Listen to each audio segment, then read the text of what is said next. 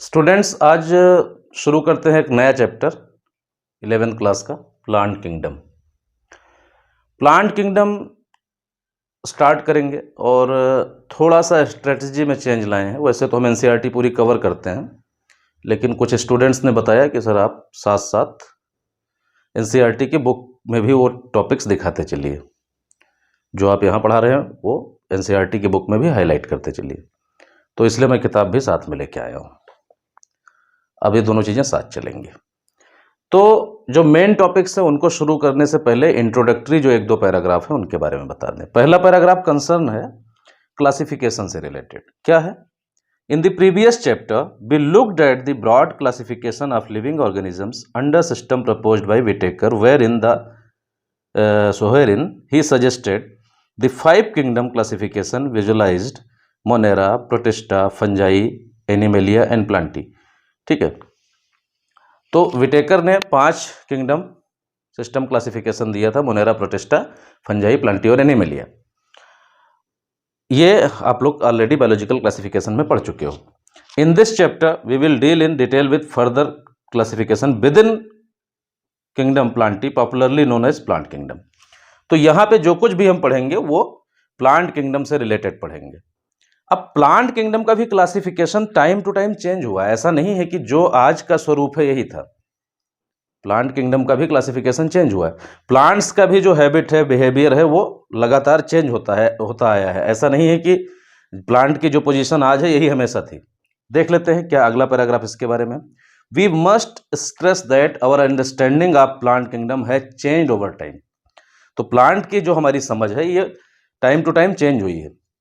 Fungi and members of Monera and Protista having cell wall have now been excluded from Plantae, though earlier classification placed them in the same kingdom।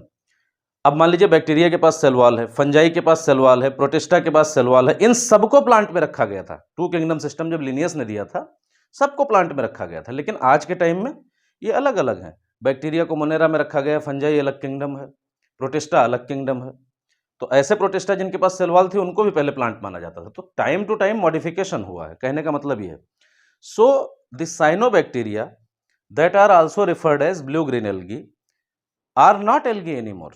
बहुत पहले क्या बोला गया कि ये plant like है क्योंकि इनके पास सेल वॉल थी साइनोबैक्टीरिया के पास, लेकिन आज के टाइम में ये एल्गी नहीं है, ये मोनेरा के मेंबर है। In this chapter we will describe algae, bryophyte, pteridophytes, gymnosperm, angiosperm under Plantae. Plantae के अंडर में आपको ये 5 पढ़ने हैं। क्या क्या? एल्गी, ब्रायोफाइट, टेरिडोफाइट्स, जिम्नोस्पर्म्स और एंजियोस्पर्म्स। तो ये सारे पढ़ेंगे। उसके बाद कुछ सिस्टम्स ऑफ क्लासिफिकेशन आपकी बुक में दिए हुए हैं एनसीईआरटी में। आपकी जानकारी के लिए बता दूं कि जो सिस्टम्स ऑफ क्लासिफिकेशन दिए हुए हैं ये विद इन एंजियोस्पर्म है, ध्यान रखिएगा।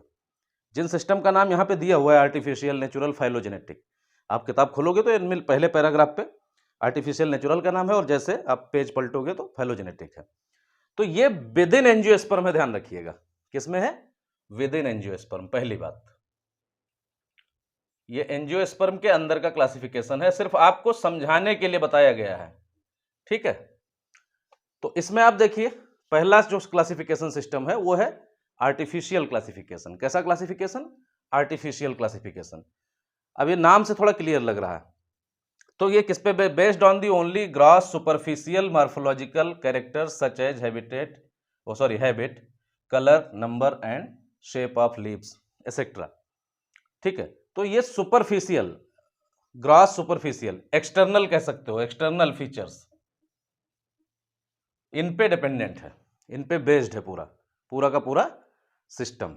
ठीक है, ग्रॉस सुपरफिशियल मॉर्फोलॉजिकल कैरेक्टर्स पे, कलर के बेसिस पे क्लासिफिकेशन कर दिया, नंबर के बेसिस पे क्लासिफिकेशन कर दिया, पत्तियां कैसी हैं उसके बेसिस पे क्लासिफिकेशन कर दिया। ठीक है, फ्लावर कैसा है, मतलब सुपरफिशियली उसमें कोई एनाटॉमी, कोई जो एम्ब्रियोलॉजी, कोई मॉलिकुलर बायोलॉजी, ये सब कुछ इन्वॉल्व नहीं है। Morphological characters, they were mainly based on vegetative characters और on the androecium structure. Androecium structure का कंसेप्ट दिया था कैरोलस लीनियस ने। लीनियस ने एक किताब लिखी थी जेनरा प्लांटेरम, और इसमें इन्होंने प्लांट्स के बारे में डिस्कस किया है। ठीक है, एंड्रोसियम स्ट्रक्चर के बेसिस पे कैरोलस लिनियस ने क्लासिफिकेशन दिया। तो इसमें भी तो एक ही कैरेक्टर आ रहा है, दो ये फ्लोरल कैरेक्टर है, एंड्रोसियम रिप्रोडक्टिव कैरेक्टर है, लेकिन है तो एक ही कैरेक्टर। तो वेजिटेटिव मान लो किसी ने पत्तियों के बेसिस पे क्लासिफिकेशन कर दिया, तो ये भी तो सिग्निफिकेंट नहीं है, बहुत अच्छा नहीं है ना। अब इस सिस्टम की जो लिमिटेशंस हैं, पहली लिमिटेशन तो ये है कि इसमें नंबर ऑफ कैरेक्टर्स बहुत कम हम स्टडी करते हैं, तो ये तो पहली लिमिटेशन है जिसको लिखने की कोई जरूरत नहीं है। लेकिन दूसरी सबसे बड़ी लिमिटेशन जो है वो ये है कि artificial system gives equal weightage to vegetative and sexual characters. Vegetative और सेक्सुअल कैरेक्टर को बराबर वेटेज दे रहा है, और ये दोनों बराबर हो नहीं सकते हैं। क्यों नहीं हो सकते हैं? अगला क्वेश्चन, क्योंकि वेजिटेटिव कैरेक्टर पे एनवायरमेंट का असर बहुत तेजी से पड़ता है, फ्लोरल कैरेक्टर्स पे एनवायरमेंट का असर इतनी तेजी से नहीं पड़ता है। जैसे मान लो कि कोई प्लांट पेंटामेरस प्लांट है, पेंटामेरस फ्लावर होता है उसका, अगर एनवायरमेंट में चेंज आया तो पत्तियों पे असर दिखेगा, हो सकता है पत्तियों की डेंसिटी कम हो जाए, लेकिन अगर फ्लावर जो भी निकलेगा उसमें 5 ही पेटल होंगे, हो सकता है उनके साइज थोड़े कम हो जाए, ठीक है।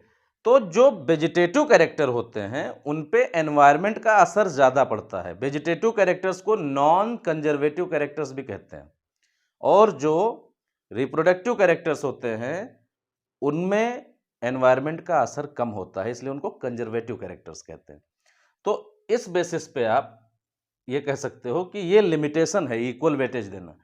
वेटेज ज्यादा किसको मिलना चाहिए? हाँ, रिप्रोडक्टिव कैरेक्टर को ज्यादा वेटेज मिलना चाहिए, ठीक। अगला सिस्टम देखते हैं नेचुरल क्लासिफिकेशन, ठीक है। Next is natural classification. Next है नेचुरल क्लासिफिकेशन। इसके पहले आर्टिफिशियल को बुक से भी आपको अंडरलाइन करवा देते हैं, जो बातें हमने बताई वही बुक में भी लिखी हुई है। तो आर्टिफिशियल में क्या है? Let us look at classification with in angiosperm. ये तीनों किसमें है? एंजियोस्पर्म में है। पहला आर्टिफिशियल, दूसरा नेचुरल, तीसरा फाइलोजेनेटिक, सब विद इन एंजियोस्पर्म क्लासिफिकेशन है, ठीक है, ध्यान रखिएगा। Angiosperm to understand some of the concern that influence the classification system. The earliest system of classification used only gross, superficial morphological characters such as habitat, color, number and shape of leaves. ये सारी चीजें artificial system में use होती हैं, already हम आपको बता चुके हैं अभी। They were mainly based on the vegetative character. ये मेनली किस पे बेस्ड है? वेजिटेटिव कैरेक्टर पे बेस्ड है, और ऑन दी एंड्रोसियम, एंड्रोसियम के स्ट्रक्चर यानी कि फ्लोरल कैरेक्टर, एक सिस्टम गिवन बाय लिनियस। ऐसे सिस्टम्स को क्या कहते हैं? सिस्टम्स पर artificial. They separated the closely related species since they were based on few characteristic. ये बिल्कुल फ्यू कैरेक्टरिस्टिक पे बेस्ड थे, इसलिए इनकी लिमिटेशन है फ्यू कैरेक्टर। और artificial system gave equal weightage to both vegetative and sexual characteristic. This is not acceptable since we know that vegetative characters are more easily affected by the environment. Vegetative character पे environment का असर ज्यादा पड़ता। अब इसके बाद अगला आया है एज अगेंस्ट, नेचुरल क्लासिफिकेशन आया है, ठीक है। नेचुरल क्लासिफिकेशन किस पे बेस्ड है? Natural classification developed which were based on natural affinities among organism. Natural affinities पे डिपेंड करता है, प्लस और क्या कंसीडर करता है? देखिए, based on the natural affinities among organism and consider not only external characters. सिर्फ एक्सटर्नल कैरेक्टर्स को कंसीडर नहीं करता है, बल्कि also internal features, internal features को भी कंसीडर करता है, जैसे अल्ट्रा स्ट्रक्चर। अल्ट्रा स्ट्रक्चर मतलब जो माइक्रोस्कोपिकली ऑब्जर्व किया जाए। Anatomy, internal structure. एम्ब्रियोलॉजी मतलब एम्ब्रियोनिक डेवलपमेंटल स्टेजेस। फाइटोकेमिस्ट्री, जो बायोकेमिकल्स हैं प्लांट में, उन पे बेस्ड जो क्लासिफिकेशन है, जो बायोकेमिकल फिनोलिक्स के बेसिस पे, टैनिन्स के बेसिस पे, सेकेंडरी मेटाबोलाइट के बेसिस पे, उसको फाइटोकेमिस्ट्री कहेंगे। तो ये सारी चीजें कंसीडर कर लेता है natural system of classification. Such system was given by George Bentham and Joseph Dalton Hooker. Bentham and Hooker ये इसके जनक थे। इन्होंने भी एक किताब लिखी जिसका नाम था जेनरा प्लांटेरम। अभी आप लोगों में से कुछ लोग कहोगे कि आपने बताया था लीनियस में, लीनियस ने भी तो यही किताब लिखी थी। हाँ, बात सही है, लीनियस ने भी यही किताब लिखी थी, दोनों की किताब का नाम सेम था, लेकिन इनकी किताब जो बेस थी वो सिर्फ सीड प्लांट के लिए थी। किसकी? बेंथम और हुकर की। जबकि लीनियस ने प्लांट्स इन जनरल बताया था। तो ये अंतर है दोनों लोगों में, किताब का नाम एक ही था, जेनरा प्लांटेरम, ठीक है। तो इन्होंने सिर्फ सीड प्लांट के बारे में बताया था। तो ये हो गया natural system of classification. Book में भी देख लेते हैं। As against natural system classification develop which were based on natural affinities among the organisms and considered not only external feature but also internal features like ultrastructure, anatomy, embryology and phytochemistry. Such classification for flowering plant was given by Bentham and Hooker. ठीक, तो ये हो गया natural system. अब तीसरा देखते हैं, वो है फाइलोजेनेटिक सिस्टम। थर्ड है phylogenetic classification. Phylogenetic classification system जो है, this is based on evolutionary relationship between various organisms are acceptable. ठीक है, डिफरेंट टाइप के ऑर्गेनिजम्स के बीच में इवोल्यूशनरी रिलेशनशिप को एस्टेब्लिश किया जाता है। कौन प्रिमिटिव है, कौन उसके बाद आया, कौन उसके बाद आया, तो वो रिलेशनशिप एस्टेब्लिश किए जाते हैं। This assumes that organisms belonging to same taxa have common ancestor. ये क्या एज्यूम करता है कि जो सेम टैक्सा के ऑर्गेनिजम्स हैं उनके एंसेस्टर कॉमन रहे होंगे। एक ही स्पीसीज के ऑर्गेनिज्म है, ऑब्वियसली उनके एंसेस्टर कॉमन रहे होंगे। एक जीनस के ऑर्गेनिज्म है, उनके एंसेस्टर भी बहुत उसके पहले कॉमन रहे होंगे। एक फैमिली के एंसेस्टर्स हैं, और ज़्यादा पहले कॉमन रहे होंगे, लेकिन रहे होंगे कभी ना कभी। ठीक है, और प्रेजेंट में भी उनमें कई सारा रिलेशन दिखता है। ठीक है, तो ये चीज़ कब इंपॉर्टेंट हो जाती है? इवोल्यूशनरी रिलेशनशिप तब ज़्यादा इंपॉर्टेंट हो जाता है जब हमारे पास फॉसिल एविडेंस नहीं होता है। मान लो कुछ ऑर्गेनिजम्स का फॉसिल एविडेंस नहीं है, तो हम क्या करते हैं, जो मौजूदा कैरेक्टरिस्टिक्स हैं उनको कंपेयर कर लेते हैं, एक एग्जाम्पल बहुत छोटा सा ले लेते हैं कि मान लो फेदर है, तो फेदर्स अगर सरफेस पे हैं बॉडी के, तो ये पूरे चांस हैं कि वो बर्ड्स का मेंबर होगा। एक एग्जाम्पल के लिए बता रहे हैं। अब हो सकता है कि फॉसिल एविडेंस मिले या ना मिले, मौजूदा जो बर्ड्स हैं उनको भी इस फीचर के बेसिस पे कंपेयर कर सकते हैं, दूसरे फीचर्स हैं उनके बेसिस पे भी कंपेयर कर सकते हैं। तो जो करंट फीचर्स हैं उनके बेसिस पे कंपैरिजन करना इवोल्यूशनरी पॉइंट ऑफ व्यू से क्या कहलाता है? Phylogenetic classification. ऐसा भी ऑर्गेनिजम्स का क्लासिफिकेशन संभव है जिनका हमारे पास कोई फॉसिल एविडेंस नहीं है। इस तरह के एवोल्यूशन को क्लैडिस्टिक क्लासिफिकेशन भी कहते हैं। इस तरह के क्लासिफिकेशन को क्लैडिस्टिक क्यों कहते हैं? क्लैड का मतलब होता है पेड़, ट्री। अब देखिए, जैसे मान लीजिए कोई ऑर्गेनिज्म है जो बहुत ही प्रिमिटिव है, इसके बाद एक और टैक्सा बना जो इससे थोड़ा सा एडवांस था। अब इस टैक्सा से 3 और टैक्सा बन गए इस तरह के जो इससे ज्यादा एडवांस थे, फिर इससे 2-2, 3-3 और बन गए जो नए वाले बने थे। ऐसे ही तो इवोल्यूशन हुआ है। तो अब आप देख पा रहे हो कि यहां पे प्रिमिटिव कैरेक्टर है और प्रिमिटिव टैक्सा है मान लो, और यहां पे मॉडर्न या फिर एडवांस टैक्सा है एडवांस कैरेक्टर के साथ। तो जैसे जैसे प्रिमिटिव से एडवांस की तरफ बढ़ेंगे ब्रांचिंग होती जा रही है। और ट्री में भी तो ही होता है, एक पहले रूट होती है, ट्रंक होता है, और ऊपर जाते जाते ब्रांचिंग होने लगती है। तो इसलिए इसको क्लैडिस्टिक क्लासिफिकेशन भी कहते हैं, जिसमें हम इवोल्यूशनरी रिलेशनशिप को स्टडी करते हैं।